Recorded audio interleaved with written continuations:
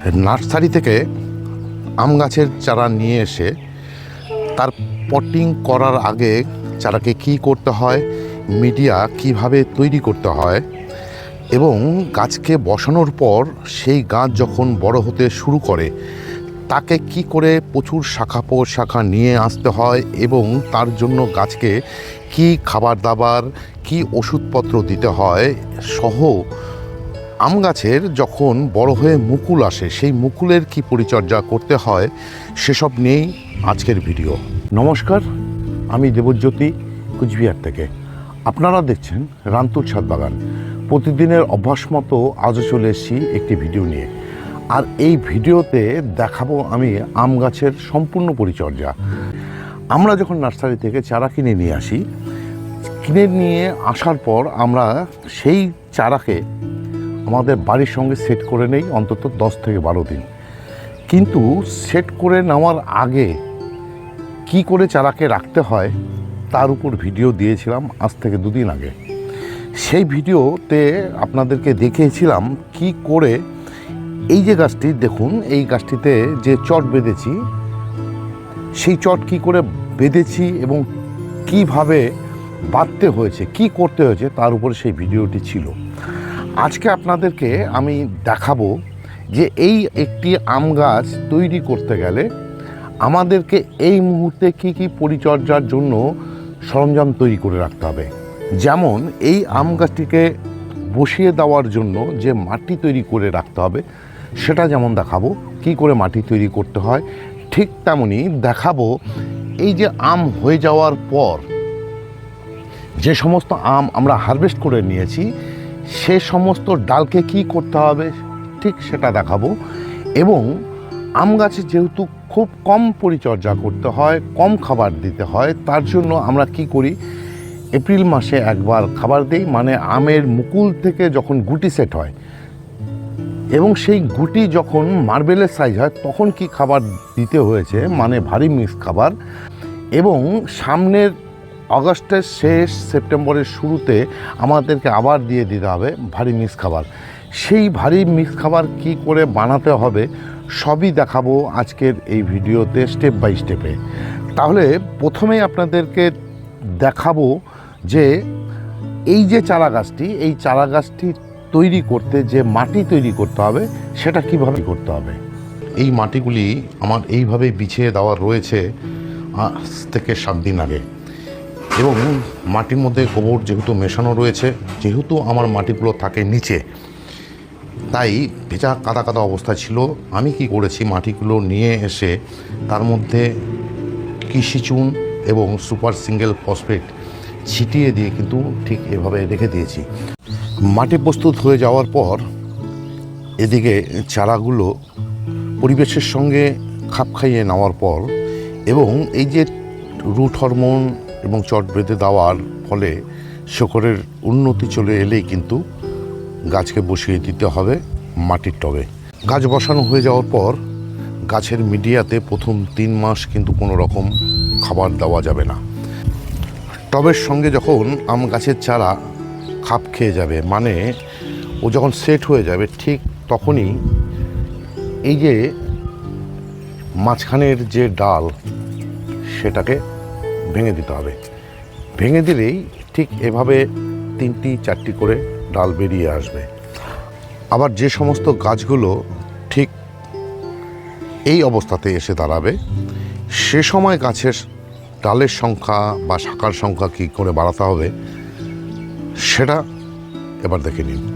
এ সময় আম গাছে কিন্তু ঠিক এভাবে নতুন নতুন ডাল চলে আসে এবং এই ডালের থেকে গাছকে কি করে বাড়াতে হবে। এই যে এখানে দেখুন, এখানে এই ডালটির থেকে 3টি ডাল বেরিয়েছিল কেটে দেওয়ার পর। এই যে মুকুল হয়েছিল, মুকুল হয়ে যাওয়ার কেটে দেওয়ার পর 3টি ডাল বেরিয়েছে।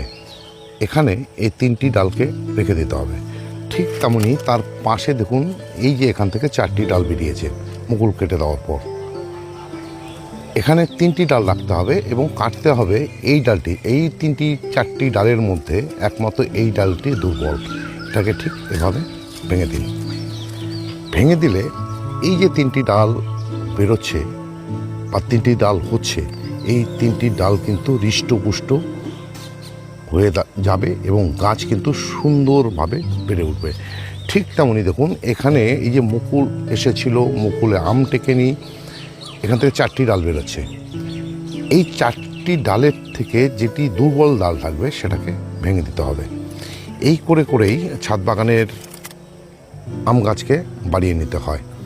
যে সমস্ত আম গাছের থেকে ফল হারভেস্ট করে নেওয়া আছে, যেমন দেখুন এই গাছটির থেকে ফল হারভেস্ট করে নেওয়া হয়েছে, এখানে এখনও 2টো আম কিন্তু ঝুলে রয়েছে। এই হারভেস্ট করে নেওয়ার সঙ্গে সঙ্গে আমি কি করেছিলাম, এই যে দেখুন এখান থেকে যে মুকুলের অগ্রভাগ অংশটি সেটাকে কেটে দিয়েছিলাম। কেটে দেওয়াতে কিন্তু এখান থেকে 2টো ডাল বেরোচ্ছে। ঠিক তেমনই আবার এখান থেকে একটি ডাল আপাতত বেরোচ্ছে, আর এখান থেকে এখনও ডাল বেরোতে শুরু করেনি। আবার দেখুন এখান থেকে 2টো ডাল কিন্তু বেরোতে শুরু করেছে। এইভাবে গাছটিকে তৈরি করে নিতে হবে সামনের সিজনের জন্য। ঠিক তেমনই দেখুন আমার পিছনে যে অল টাইম গাছটি রয়েছে, সেই অল টাইম গাছটিতে দেখুন কিভাবে মুকুল আসতে শুরু করেছে, এবং যে সমস্ত ডালে মুকুল আসছে সে সমস্ত ডালের আমি এই দেখুন পাতা কিন্তু কেটে দিয়েছিলাম কেন, তার উপরে আমি ভিডিও আপনাদের সামনে তুলে ধরেছি। চাইলে সেই ভিডিওটি আপনারা দেখে নেবেন। এর কি পরিচর্যা করতে হবে সেটাও জানাবো আজকের এই ভিডিওতে। এ সময় 12 মাসি আম গাছগুলো ঠিক এই জুন জুলাই মাসে নতুন করে মুকুল আসতে শুরু করে, এবং এই মুকুলের সাথে আসে কচি পাতা। সে সমস্ত কচি পাতাকে ছেঁটে ফেলতে হয়, বা ছেঁটে ফেলার প্রধান উদ্দেশ্য হলো মুকুলের যে সর্বোচ্চ বৃদ্ধি সেটাকে নিশ্চিত করা। আম গাছগুলোতে যখন ঠিক এভাবে মুকুলে ভরে যাবে, মানে মুকুল আসতে শুরু করবে, সে সময় কিন্তু গাছের মধ্যে দিয়ে দিতে হবে একটি কীটনাশক এবং একটি ফাঙ্গিসাইড। ঠিক তেমনই আবার যে গাছগুলোতে মুকুল এভাবে ফুটে যাবে বা গুটি সবেমাত্র ধরবে বা পরাগ মিলন চলছে যেহেতু গাছগুলোতে, সে সময় কিন্তু কোনো রকম কীটনাশক ফাঙ্গিসাইড গাছে দেওয়া যাবে না।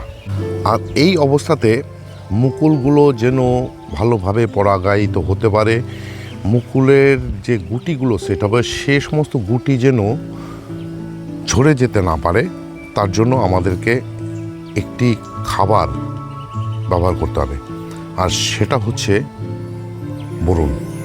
যদিও বোরন লাগে কম, কিন্তু দিতে হবে, সেটা দিতে হবে 1 লিটার জলে 1 গ্রাম মিশিয়ে গাছের মধ্যে স্প্রে করে দিতে হবে। এছাড়া দিয়ে দিতে হবে একটি খাবার, সেটা হচ্ছে পটাশ জাতীয় খাবার, সালফেট অফ পটাশ সঙ্গে একটি মাইক্রোনিউট্রিয়েন্ট বায়োভিটা এক্স, সেটা মিশিয়ে গাছের মধ্যে স্প্রে করে দিতে হবে। এছাড়া আর কোনো রকম খাবার দাবার কিন্তু গাছকে সে সময় দেওয়া যাবে না। সে সময় যেটা করতে হয়, ঠান্ডা জলের স্প্রে করতে হয় এই গাছের মুকুলগুলোতে, তাহলেই এই সমস্ত মুকুল থেকে কিন্তু সহজেই গুটি ধরবে। আবার সে সমস্ত মুকুল থেকে যখন গুটিগুলো মার্বেলের সাইজ হয়ে যাবে, সে সময় কিন্তু গাছে দিতে হবে একটি খাবার, সেটাই হচ্ছে জৈব মিশ্র খাবার। যে আম গাছের জন্য যে মিশ্র খাবার ব্যবহার করি, শুধুমাত্র মিশ্র খাবার ব্যবহার করে কিন্তু আমি আমার ছাদের যে সমস্ত আম গাছ রয়েছে সমস্ত আম গাছগুলোকে আপনাদেরকে দেখাতে বলবো যে দেখুন আমার যে আম গাছগুলো রয়েছে সমস্ত আম গাছেই কিন্তু আমি বছরে 3 বার খাবার দিই, মানে ভারী মিশ্র জৈব খাবার দিই। সেই ভারী জৈব মিশ্র খাবার কি করে বানাই সেটা এবার আপনাদের সামনে আমি তুলে ধরবো। আমি যেভাবে আম গাছের মিশ্র খাবার মানে ভারী খাবার তৈরি করব, তার জন্য দেখুন আমি এখানে যে সমস্ত উপকরণগুলো নিয়ে নিয়েছি, এখানে নেওয়া আছে কম্পোস্ট 4 কেজি, হাড়ের গুঁড়ো নেওয়া আছে এখানে 400 গ্রাম, এই যে বায়ো পটাশ, দেখুন বায়ো পটাশ এটা নিয়েছি 100 গ্রাম, বায়ো ফসফেট সেটাও নিয়েছি 100 গ্রাম, এখানে জিয়ার দানা নিয়েছি 100 গ্রাম, ম্যাগনেসিয়াম সালফেট, সেটা হচ্ছে 20 গ্রাম। এখানে জিপসাম নিয়েছি আমি 100 গ্রাম, হিউমিক 99 এটাও নিয়েছি আমি 10 গ্রাম, এবং মোভোমিন মাইক্রোনিউট্রেন সেটা নিয়েছি আমি 10 গ্রাম। সমস্ত উপকরণকে ভালোভাবে মিশিয়ে নিয়ে আমি এই যে মিশ্র খাবারের উপরে জলের ছিটে দিয়ে রেখে দেবো বস্তাবন্দি করে।